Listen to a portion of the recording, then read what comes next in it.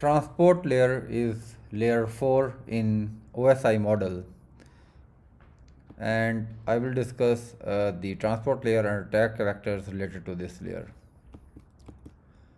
So transport layer is responsible for reliable data transport and end-to-end or host-to-host communication in computer networks. And it provides a standardized access to the upper layers, that is layer 5 to 7 of OSI model, so that these layers don't have to concern how the lower layers are implemented, that is the layer 1 till layer 3, physical layer, data link layer and network layer. So it provides an interface between these lower layers and upper layers. So there are certain functions which this transport layer performs.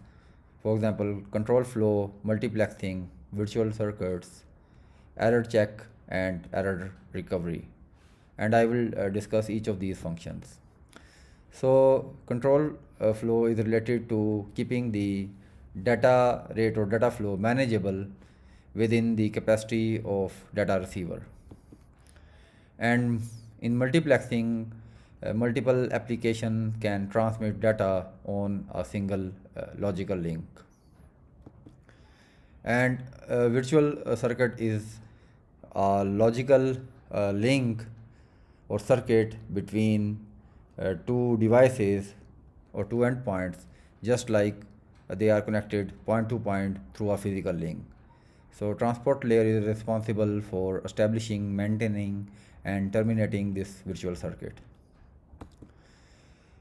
Then transport layer also performs error checking, that is detecting the transmission errors and also the recovery of these transmission errors through data retransmission request for lost and corrupted data. So there are two protocols which operates at transport layer. These are the user datagram protocol or UDP and transmission control protocol, that is TCP. So transmission control protocol or TCP is a connection oriented protocol. It means that connection is established first before transmitting any data.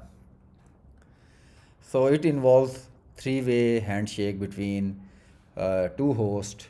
So this three-way handshake is establishes by sending by the sender sending a sync packet, and then the receiver is sending the sync ACK, and then the sender is again sending ACK. So ACK stands for acknowledgement and sync stands for synchronization.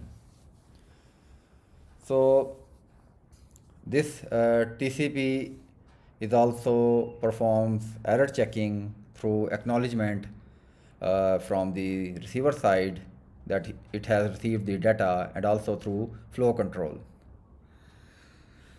Moreover, it also ensures that data is sequenced and it is received in an orderly manner by the receiver as it is sent by the sender.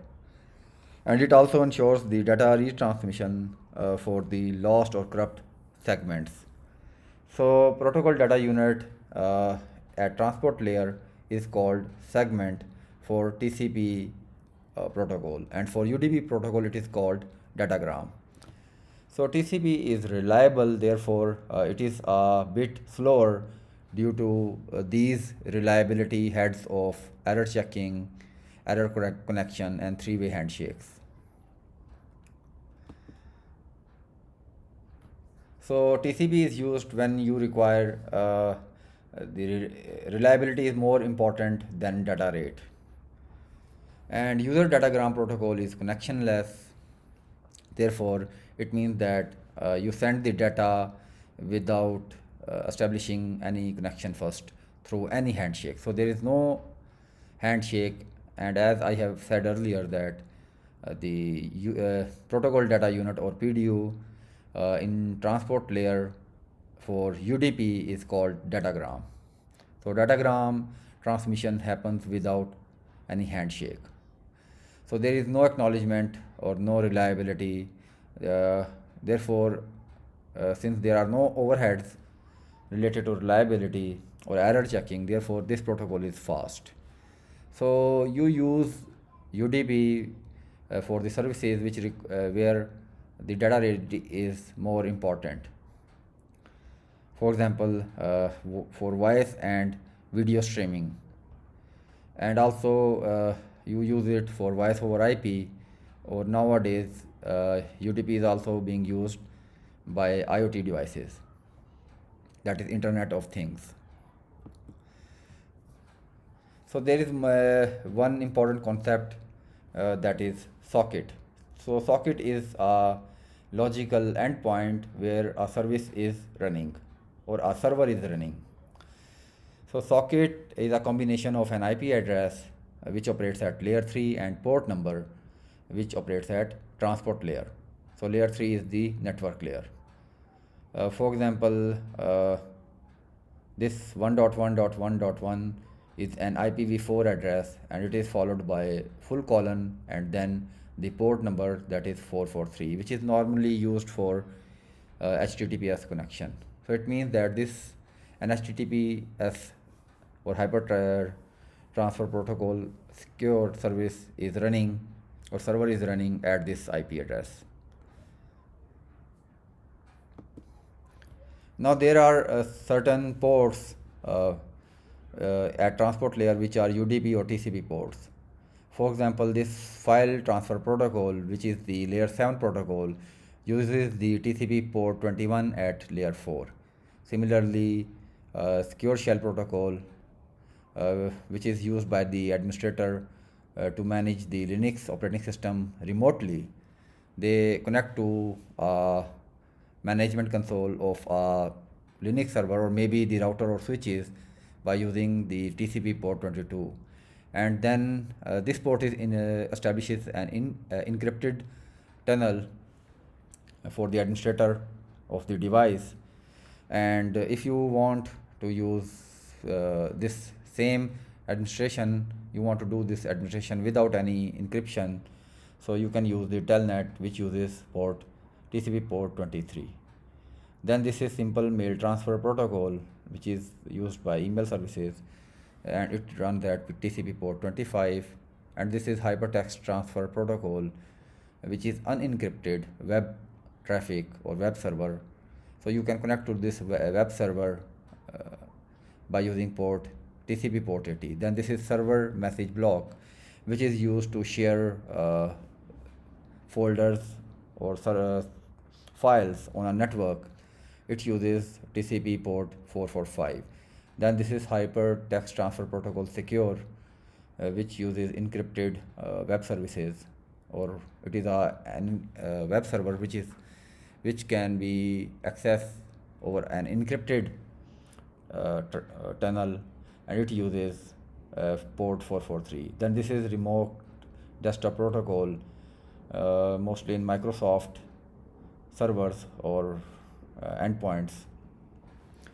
So you can remotely connect to the console of these Windows servers or Windows maybe systems using the TCP port 3389. Now there are also certain UDP ports. For example, domain name server or service is running on UDP port 53. Then dynamic host configuration protocol, which actually distribute the network setting to endpoints in a local network. It runs on port 67. Then trivial file transfer protocol uses port 69. And then network transfer protocol, which actually is the network server or the timing server, it uses UDP port 123. And then simple network management protocol, which is mostly used by network management system or NMS. It, for example, PRTG, it uses port 161 for the manager side request and responses, and it uses UDP port 162 for trap messages which are sent by the routers or switches to the manager. Then this is the syslog, which is the system log from network devices, or it could be the from server, and these syslog is sent by these devices to syslog server, or maybe a security information and event management server by using UDP port 514. And certain devices use the TCP port, that is TCP 514 port, for the same purpose. Now there are certain attack vectors related to transport layer, and most attack vectors exploit the TCP or UDP protocol. So this sync flood attack is uh, by sending half TCP connections. So the attacker sends the sync message, but does not closes this TCP connection by sending the, or does not confirm this TCP connection by sending the last ACK, that is the third of three-way handshake.